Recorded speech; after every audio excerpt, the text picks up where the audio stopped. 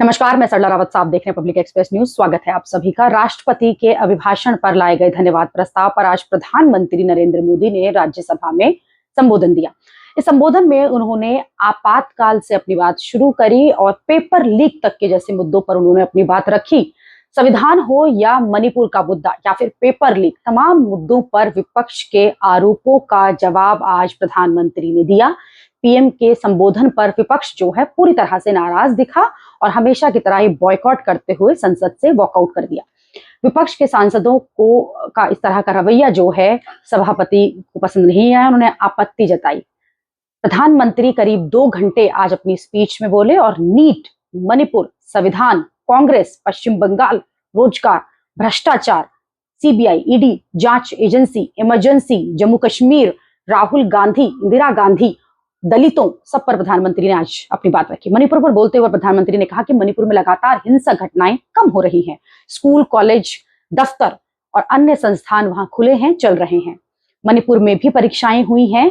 जो भी तत्व, जो भी लोग मणिपुर की जो हिंसा में आग में घी का काम कर रहे हैं, एक समय आएगा जब मणिपुर उन्हें रिजेक्ट कर देगा। जो लोग मणिपुर का इतिहास जानते हैं, उन्हें पता है कि वहां का सामाजिक संघर्ष का इतिहास रहा है।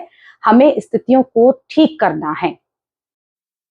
मणिपुर के साथ साथ ही प्रधानमंत्री ने पेपर लीक पर भी अपनी बात रखी। पेपर लीक एक बड़ी समस्या है। मेरी इच्छा थी कि सारे दल इस पर अपनी राय रखते, लेकिन ये मुद्दा इन्होंने राजनीति की भेंट चढ़ा दिया। मैं देश के नौजवानों को आश्वस्त करता हूं कि आपको धोखा देने वालों को ये सरकार छोड़ने वाली नहीं है। इन्हें सख्त सजा मिले, एक के बाद एक ऐसे एक्शन जो है सरकार की तरफ से लिए जा रहे हैं। हमने इसके लिए सख्त कानून भी बनाया है। प्रधानमंत्री ने पेपर लीक को ये कहा। जम्मू कश्मीर पर भी प्रधानमंत्री ने अपनी बात रखी और कहा कि मतदान के आंकड़ों ने पिछले 4 दशक के रिकॉर्ड वहां तोड़ दिए हैं। देशवासी जिस पल की प्रतीक्षा करते थे, वो पल, वो सहज समय अब जम्मू कश्मीर में आ गया है।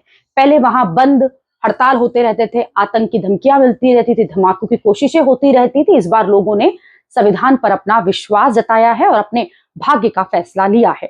जम्मू कश्मीर में आतंकवाद पर हमारी जो लड़ाई है वो अंतिम चरण में है, प्रधानमंत्री ने कहा। साथ ही वहां टूरिज्म जो है उसको लगातार बढ़ाया है। भ्रष्टाचार पर भी प्रधानमंत्री बोले और कहा कि भ्रष्टाचार के खिलाफ कार्रवाई हमारे लिए मिशन है। हमारे लिए चुनाव में हार या जीत विषय नहीं है। हमने 2014 में जब सरकार बनाई थी, तभी हमने कहा था कि हमारी सरकार गरीबों के कल्याण के लिए काम करेगी। हमारी सरकार भ्रष्टाचार पर कड़ा प्रहार करेगी। काला धन हो या फिर किसी भी तरह की गरीब कल्याण योजनाओं को बंद करना हो, हम उस पर प्रहार करेंगे। काले धन के खिलाफ हमने लगातार कानून बनाए हैं। उसके साथ ही डिजिटल टेक्नोलॉजी का भी हमने उपयोग किया है, लीकेज को दूर किया है और एक नया पैसा लीक नहीं होने दिया। इसी के साथ साथ संविधान पर भी उन्होंने अपनी बात रखी। उन्होंने कहा कि देश के संविधान को गढ़ने, रचने और आगे बढ़ाने में ये सरकार जो भी काम कर सकती है वो काम हम लगातार कर रहे हैं। ये आरोप जो है बेबुनियाद है। अपने 1 घंटे 50 मिनट के इस संबोधन में प्रधानमंत्री काफी हावी होते हुए भी दिखाई दिए। कई बार ऐसा भी हुआ कि वो गुस्से में भी दिखाई दिए।